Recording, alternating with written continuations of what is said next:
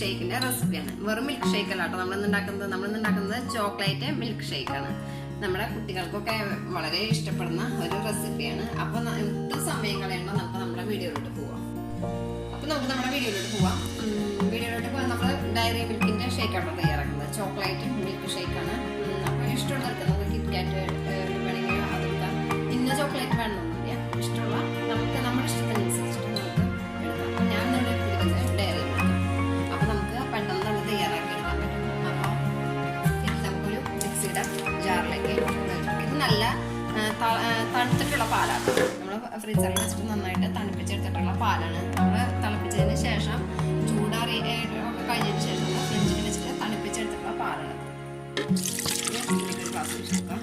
പിന്നെ അതിലേക്ക് ഇനി ഐസ് ക്യൂബ്സ് ഇട്ട് കൊടുക്കുന്നില്ല. കാരണം എന്താ വെച്ച് കഴിഞ്ഞാൽ ഇത് ഓൾറെഡി നമ്മൾ നന്നായിട്ട് തണുപ്പിച്ചെടുത്ത പാലായ കാരണം ഐസ് ക്യൂബ്സ് ഇട്ട് ഇതിലേക്ക് കൊടുക്കുന്നില്ല. 2 ഗ്ലാസ് പാൽ വെച്ചിട്ടുണ്ട് നമ്മളിതിലേക്ക്. ആവശ്യത്തിനനുസരിച്ചിട്ട് പഞ്ചസാര കൊടുക്കണം. ഏകദേശം ഒരു 2 ടേബിൾ സ്പൂൺ പഞ്ചസാര ഇട്ട് കൊടുക്കുന്നുണ്ട്. കുട്ടികൾക്കൊക്കെ വളരെ ഇഷ്ടപ്പെടുന്ന ചോക്ലേറ്റ് മിൽക്ക് ഷേക്ക് വെച്ചാൽ വളരെ പെട്ടെന്ന് ഇഷ്ടപ്പെടുന്ന ഒരു ഇതാട്ടോ. കുട്ടികൾക്ക് മാത്രമല്ല നമുക്കായാലും തന്നെ.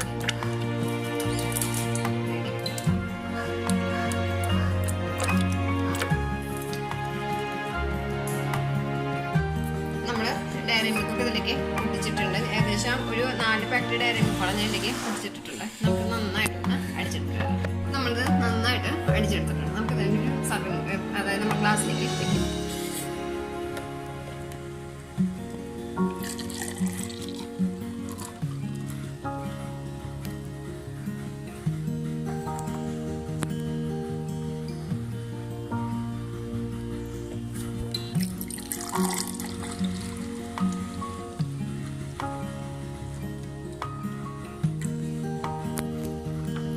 ഇതിലേക്ക് ഐസ്ക്രീം ഇട്ടു കൊടുക്കാം. നിങ്ങൾക്ക് ഇഷ്ടമുള്ള ഐസ്ക്രീം ഇതിലേക്ക് ഇട്ട് കൊടുക്കാം.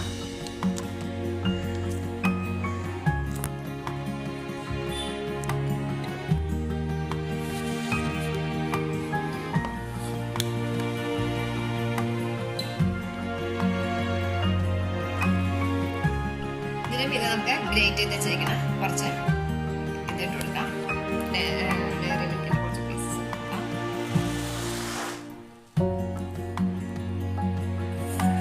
അപ്പോൾ നമ്മുടെ മിൽക്ക് ഷേക്ക് ഇവിടെ റെഡി ആയിട്ടുണ്ട്. വളരെ എളുപ്പത്തിൽ തന്നെ വളരെ ടേസ്റ്റ് ആയിട്ടുള്ള ഒരു മിൽക്ക് ഷേക്കാണ്. നമ്മുടെ കുട്ടീസിലുള്ള മിൽക്ക് ഷേക്കാണ്. അപ്പോൾ തീർച്ചയായിട്ടും നിങ്ങൾക്ക് ഈ വീഡിയോ ഇഷ്ടമാവും.